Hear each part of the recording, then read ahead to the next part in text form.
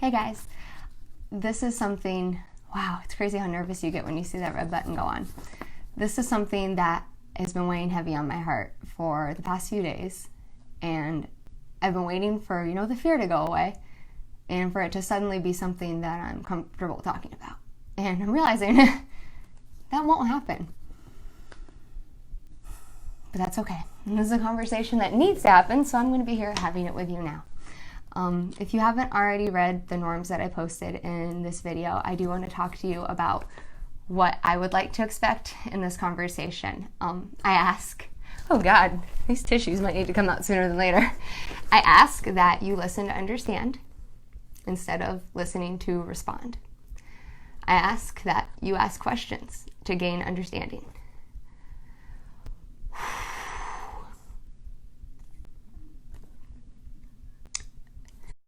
I ask that you work to gain perspective, and I ask that if you choose to participate in any discussions or comment, that we use kind words only. Please listen for intention. I will make mistakes, and I hope that you hear the words behind the meaning behind the words that I'm trying to say to you. And if you're a person who's afraid to watch live videos because you don't want to be shouted out, I'm not going to do that unless you explicitly tell me to, which I don't really intend on doing. In this video, I want to share my story with you about what's going on right now. And we're going to touch on a few of the big topics that are going on right now. The idea of systemic racism, white privilege, and colorblindness, and if that's what we really want to be doing. My story, it starts with 3 days ago. I got invited to this Facebook group called the Super Karens, which is a weird name already. And so I joined and I read more about it, and I learned that it's a group of middle-aged, or I guess adult-aged white women who are the type of women that are okay with talking to a manager at a store and complaining. And as Super Karens, we're supposed to join together and be advocates. And instead of getting empowered by this group, I actually got turned off. And if you disagree, that's fine. But it upset me because yet this was another label that we've introduced into this world. Another label that people have to adopt before they can go out and be an activist. And it upset me because I guess I've been a Super Karen my entire marriage and for a lot of my life. But now that it has a label, it's a thing. And so I wanted to talk to you about how you can go out and do something about this now without having to join a riot or be a Super Karen or anything else. And we're going to see some ugly sides of Esther, but, fast forward through them if you can't handle it. My story starts with a story of major ignorance. You all know I was born and raised in Alaska. I was homeschooled until I was in 7th grade. And I think by the time I left the state of Alaska, I'd maybe seen 10 black people in person. And I was not raised. This is not my mom. This is me in the media. And I thought being black was cool because, they've got hip hop and cool necklaces and shiny earrings and they can dance. And I wanted to be like that. And I thought that for a while. I thought it was really neat. But then at the same time, there's always a trade-off. Same time, being black kind of sucked. Because the media tells you that being black, a lot of people are poor, or they're on food stamps, or they deal drugs, so the media sells you this idea of, being black not being so good, which obviously those are two very, very different ideas. And so, I can hear Matt laughing from the other room. Whew. And so I went into college, where in Indiana, there are a lot of black people, and it was a very different world for me. And my preconceived notions were about 99% wrong. And that 1%, the 1% I did get right was that black people, for the most part, really love basketball. And so then I got engaged to a black man. And I learned more about what being black in America means. It started out with Band-Aids. And this happens to other minorities too. But Band-Aids aren't made for black people. Those are a different color. And then, oh, here they are. And then we went to our first college parties together as a couple. And we got kicked out as a couple too. because they didn't want him to start any trouble. I mean, it was a dark room. He's a dark guy. You couldn't even see him, but because he was black and a football player, we got kicked out. We didn't get into clubs in Chicago because his pants were tucked into his shoes and the tongue of his shoes were showing. So we didn't get to go in.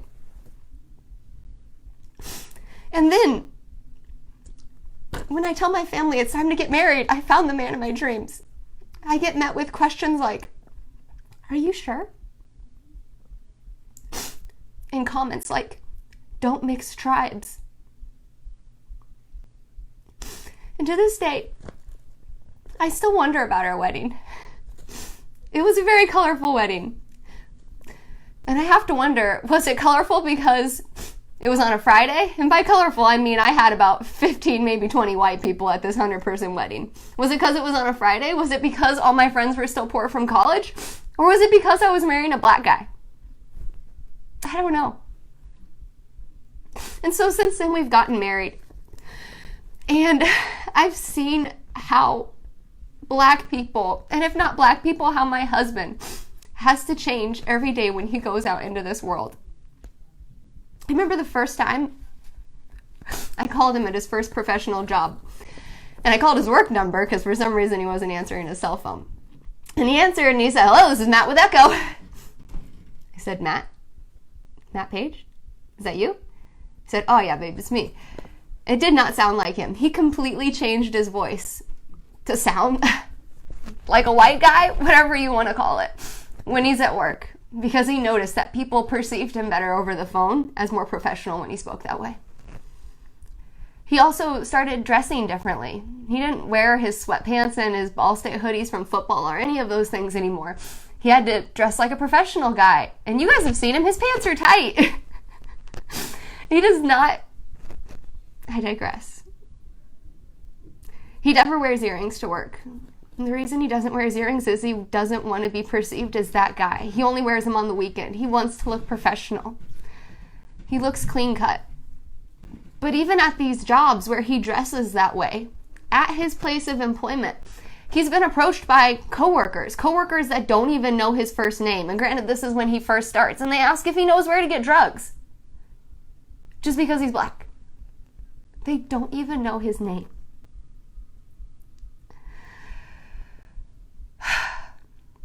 There's so many things that I've experienced being married and in an interracial relationship, especially with a guy who's big on top of everything. When people see us coming on the street, they cross the street. When people see him coming, they run across the street because all they see is a scary black man. When we have applied to stay at Airbnbs, we found out that the reason we weren't getting the units we wanted and getting accepted was because we were applying with his account, and his account had a big black face on it.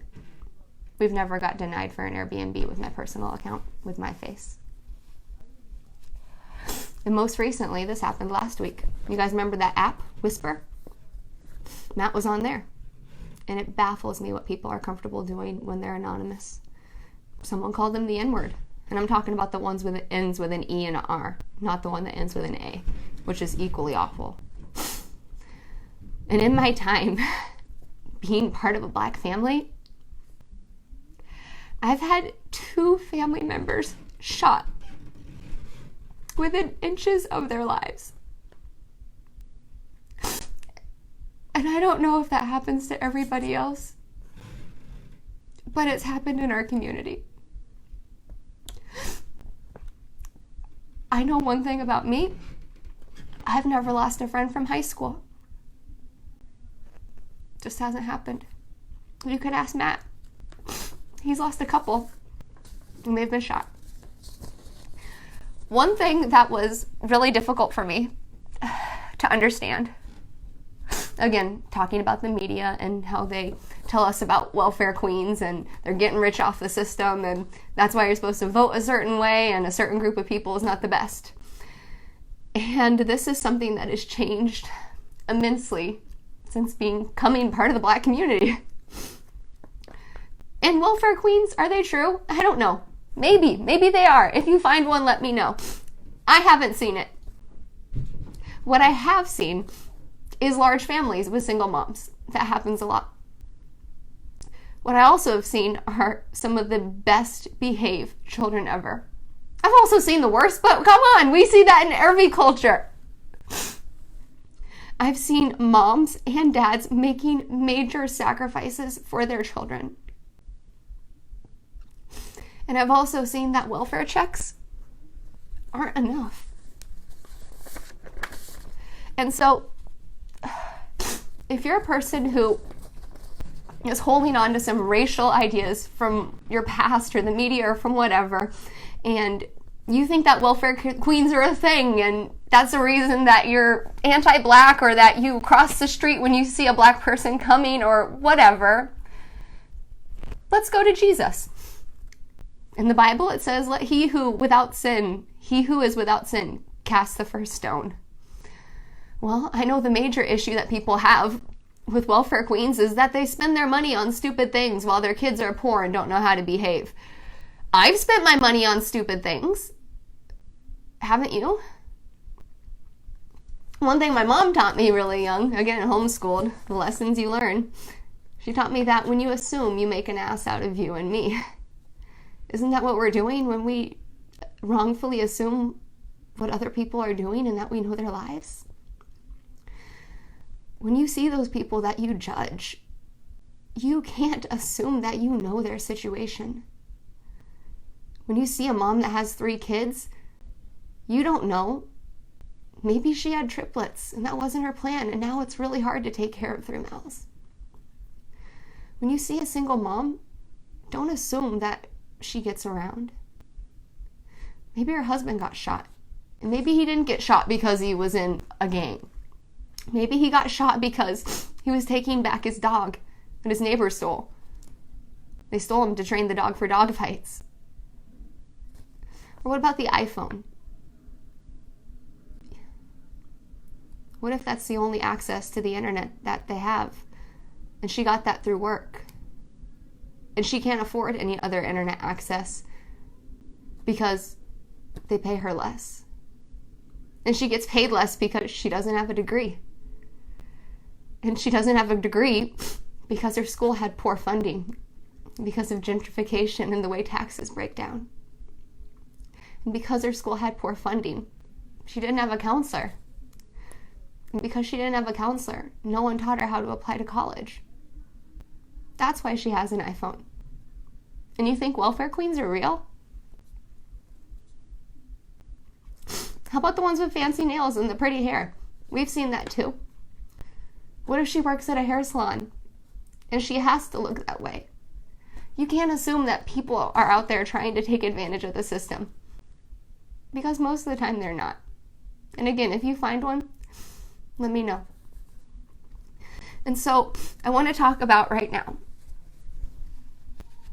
I am so blessed because I grew up in a place where I'm not afraid of the police.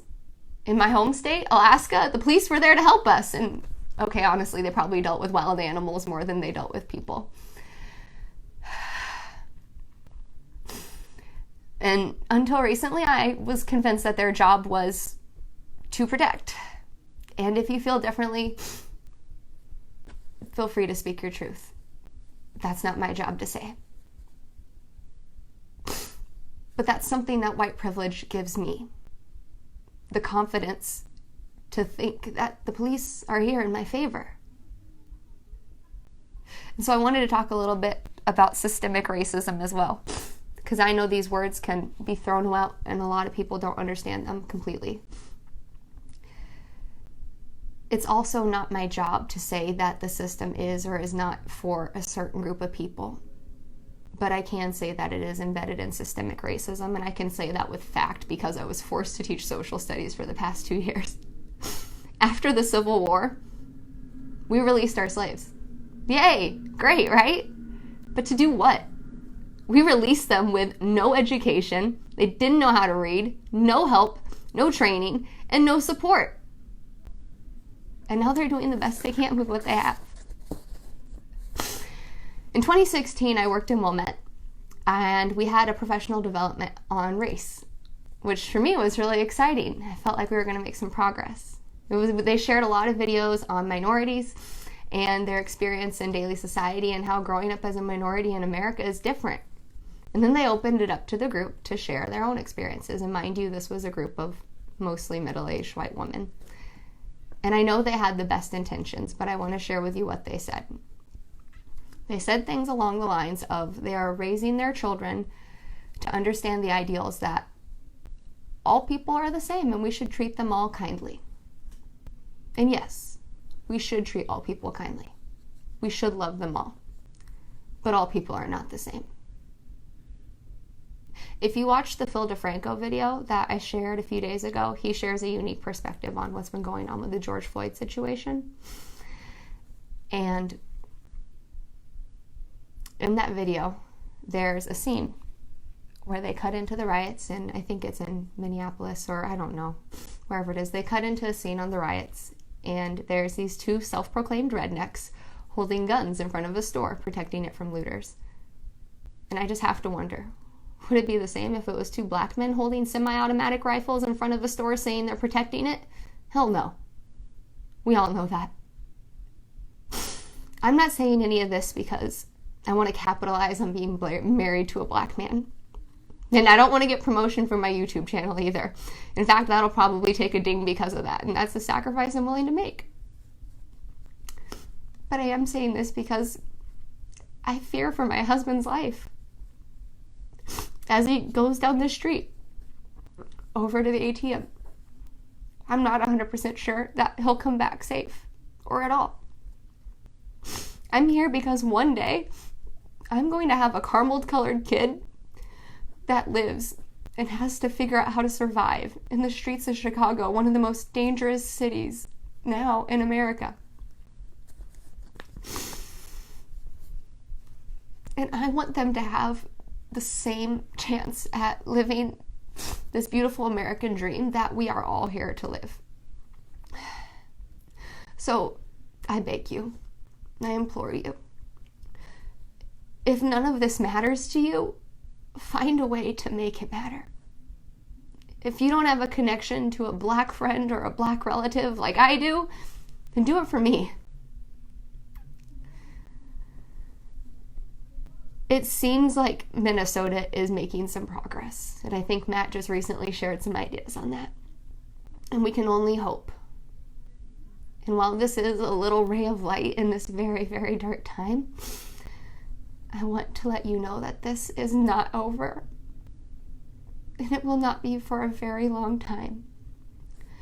And whether you're a person who is out there on the picket lines right now, rioting or looting, or you're just sharing a bunch of things on Facebook, the only way that we are ever going to make progress with race in America, the only way is going to be if we have these difficult conversations. It's not about vocabulary. It's not about the fancy words. It's not about any of that. It's about equality. It's about treating people that are people the right way just because it's the right thing to do. It's about treating others the way that you want to be treated. None of us would want to be pegged to the ground like that. I know I wouldn't want to be, and I wouldn't want my husband to be either. What's most sad about this entire thing is that this is not the first time that's happened. It's the first time it's gotten a big rise out of a lot of people. And it probably is only happening because most people are not working right now.